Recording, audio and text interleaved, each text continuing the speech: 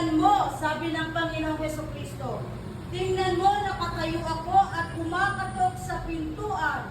Kung diringgin linuman ang aking tinig at bubuksan ang pinto, papasok ako at kakain akong kasalo niya. Sino po dito ang gusto niyang mabago ang kanyang buhay? Praise the Lord! Wala po sa atin dito, ayaw natin mabago ang buhay natin. Tama po ba?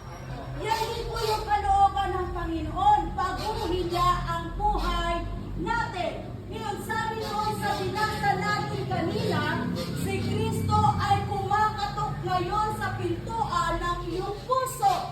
Ngayon, kung papapasukin mo si Kristo sa buhay mo, alam nyo, diyan na magsisimula ang pagbabago. Diyan na magsisimula yung kalayaang hinahanap natin, yung hindi lang kalayaan na makalaya kayo dito, yung makalaya kayo sa pagiging alipin ng kasalanan. Alam niyo po, hindi po natin kayang magbago sa sarili na nating kakayahan. Kailangan natin si Kristo. Kaya alam niyo po mga kapatid, alam niyo, mahal kayo ng Diyos. Mahal na mahal kayo ng Panginoon. At hindi po ito ang kalooban ng Diyos sa buhay ng bawat isa sa inyo. Kaya lang, inaalaw o pinapahintulog na lang ng Diyos na mailagay kayo sa lugar na ito kasi dito niya kayo katatagpuin.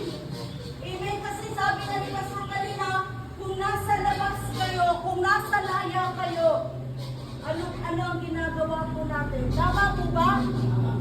Alam niyo po, sabi ko sa Isaiah chapter 1 verse 18, may paanyaya ang Diyos sa bawat isa sa atin. Sabi niya po doon, lumapit kayo sa akin at tayo'y magpaliwanagan. Gaano man kapula ang inyong mga kasalanan, sabi ng Diyos, kayo'y kaya kong papuputiin gaya ng kulak o yelo. Di ba gusto po natin maging maayos yung buhay natin? Buksan natin yung puso natin sa Diyos.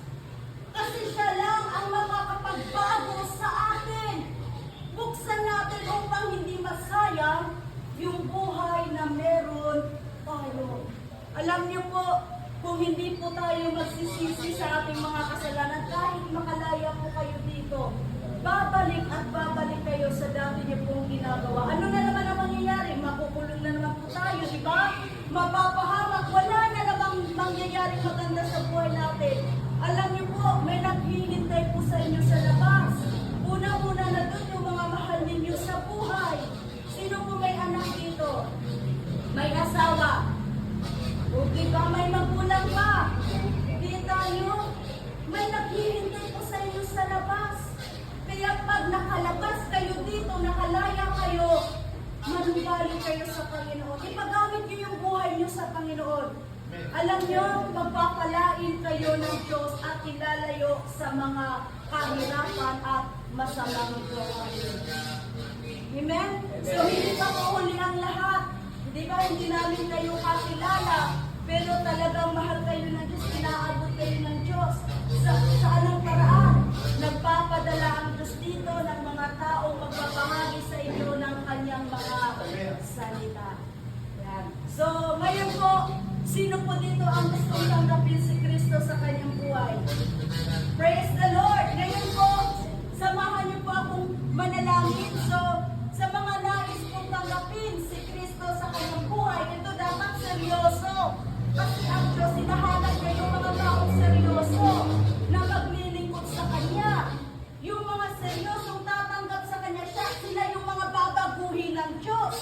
Kaya alam ng Diyos yung laman ng puso at isip natin ngayon. Kaya kung willing ka at kung gusto mong mabago ang iyong buhay at tulungan ka ng Diyos na makalaya sa lugar na ito, sundan mo po ang panalangin ito. Pwede po ba natin ipikit natin ang ating mga mata?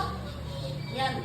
Panginoon, maraming salamat po sa iyong dakilang pagmamahal at habag sa akin. Maraming salamat po dahil bagamat ako'y makasalanan, ako'y niyakap mo